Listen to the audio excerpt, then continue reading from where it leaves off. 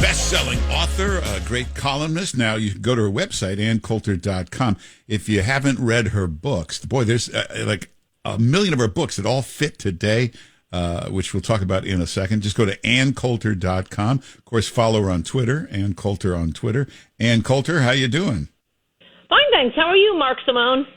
Well, it's been quite a week. Now, one thing about I know. I love that on New Year's we were all saying, oh, well, this year is going to be so much better.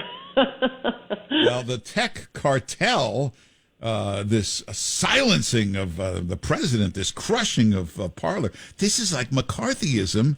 You wrote, what was the book you wrote? It was like the you're just saying that to gin me up. No, but you wrote the best book on McCarthyism was magnificent. It's a lie. Don't believe it. Joe McCarthy was one of America's greatest patriots. It's okay, all forget McCarthyism. In the book Treason.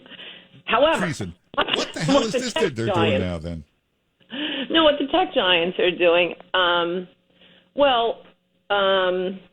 I think it is good for the MAGA agenda, good for the Republican Party, good for the country, for Trump to be thrown off Twitter.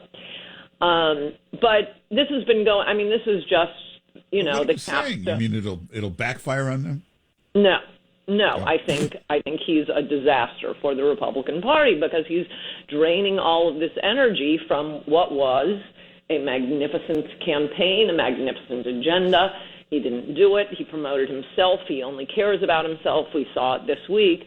And by threatening to run or claiming he's going to start Trump media, he's just going to drain his poor working-class American supporters who supported him, were betrayed by him, and they'll be, making $30,000 a year, sending them Trump their little $30 checks so he can rip them off. Sometimes I'll just be sitting at home perfectly calmly, and then Trump steaks will pop into my head. Trump water, Trump wine. Don't invest anybody. What am I talking to here? Mitt Romney Jr.? What happened? No, I'd write in Trump We Trust again. And I mean, as I tweeted yesterday, the appalling thing is that this guy was by far the best candidate the Republicans could put up in 2016. No one else would raise these issues. I would vote for him again. I would campaign for him again. I would write the book again. But imperfect messenger imperfect figurehead does not describe it. He not only didn't do it, but he finally fulfills liberal fantasies in the last 12 days of his presidency as this lunatic demagogue. But I think it's good to keep him off Twitter, and it also totally serves him right, as I have tweeted long before this, since he never lifted a finger to do anything about the vast monopolistic power of big tech. They threw off Milo. They threw off Gavin McInnes. They threw off Laura Loomer. They've deplatformed. Milo Yiannopoulos, just to take one example, was making about $800,000 a month on his videos. He was that he posted on Facebook and tweeted about. Why? Because he was enormously popular. He is extremely funny, mostly with younger people, college kids and high school kids. For them to come along and just sweepingly deplatform him. And Trump didn't lift a finger, didn't do anything. It isn't even that hard to fix. You change it, you edit Section 230 so that social media companies have to abide by the First Amendment if they're going to get all of these great benefits, such as not being able to be sued for what's put on their platform. Right now, Section 230, it's not that you have to eliminate it altogether, but it says they can't be held responsible for anything on their platforms, even notwithstanding any provisions of the First Amendment. No. We have a well-developed body of law. They are acting at the behest of the government. In any event, there are a million things Trump could have done, and he didn't do any of them. And months ago, I was saying, come January 21st, he's going to be thrown off Twitter, and there's nothing he can do about it because he didn't care when his supporters were thrown off. But as for everyone else, yes, it is a huge problem, as I just indicated. Not only Trump, but these other Republicans. Wow, they talk a lot about it. Talk. But they're not doing anything. And I really do think that's the biggest issue, whether right-wingers can communicate to one another. It's funny that the conservatives main avenue of communication is radio. A technology from what, the 20s? I love radio. You're safe, Mark, but the rest of us need the internet. So yeah, that's my position. Okay, but if Trump goes away, he's never heard from him again. Who is the Republican candidate in 2024? Who could lead them? I'm not sure, but there are some out there. I support politicians when they agree with my positions. When they no longer agree with my positions, I don't support them.